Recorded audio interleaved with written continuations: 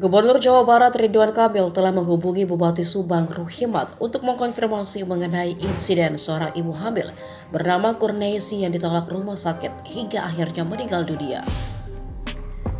Emil pun meminta Bupati Subang untuk memberikan teguran bagi pihak rumah sakit. Sebab kata dia, apapun alasannya urusan nyawa tetap harus menjadi prioritas. Emil juga menyampaikan duka cita kepada pihak keluarga. Ia menekankan kejadian seperti ini tak boleh terulang.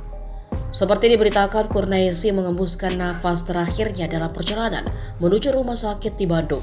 Sebelumnya, ibu hamil ini ditolak melahirkan di rumah sakit Subang dengan alasan penuh. Keluarga Juju Junaidi, warga desa Buniara, Kecamatan Tanjung Siang, Kabupaten Subang, Jawa Barat, menceritakan kisah pilu yang dialami istrinya.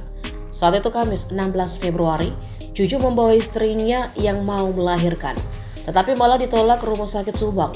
Juju tidak sendiri, saat itu ia didampingi bidan desa Buniara, Kecamatan Tanjung Siang, yang juga bidan puskesmas tersebut.